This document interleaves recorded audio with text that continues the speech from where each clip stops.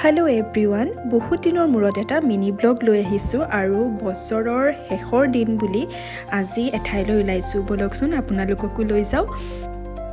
আৰু এনেদৰে গুৱাহাটীৰ পৰা যাত্ৰা আৰম্ভ কৰিলোঁ আৰু গৈ ইয়াত দেখিছেনে ৰাস্তাতে জুবিন ক্ষেত্ৰ পালোঁ আৰু দেখিছেনে কিমান মানুহ। এইখিনি পালেই কিবা মনটো বেয়া লাগি যায়, তথাপিও জীৱন যিহেতু গতিশীল, আমি চলি গৈ থাকিব লাগিব। আৰু এনেদৰে গৈ আমি জাগিৰোড মানত এয়া দেখিছেনে চাহৰ কিছুমান এনেকুৱা দোকান আছে, তাত চাহ আৰু পিঠাৰ জুতি ল'লোঁ। বহুত জংঘলৰ মাজতে এনেকুৱা চাহৰ ষ্টল কিছুমান আছে। তাৰ পৰা আকৌ যাত্ৰা আৰম্ভ কৰিলোঁ আমি য'ত যাম সেই ঠাইলৈ বুলি।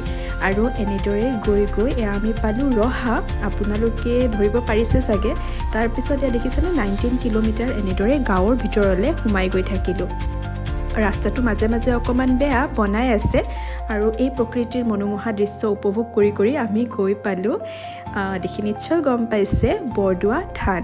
ইয়াৰ পুৰণা বৰদোৱা যিখন মেইন থান হয়, মহাপুৰুষজনাৰ জন্মভূমি জন্মস্থান, তাত আমি সোমালোঁ আৰু তাত সেৱা জনাই থানখনৰ পৰিৱেশটো উপভোগ কৰিলোঁ। ইমান শান্ত পৰিৱেশ, মন একেবাৰে ভাল লাগি যায়। আৰু ইয়াৰ পিছত আপোনালোকক ছেকেণ্ড পাৰ্টৰ ভিডিঅ'টোত লৈ যাম, মহাপুৰুষ শ্ৰীমন্ত শংকৰদেৱৰ আৱিৰ্ভাৱ স্থান, যিটো দুদিন আগতে মুকলি হৈছে।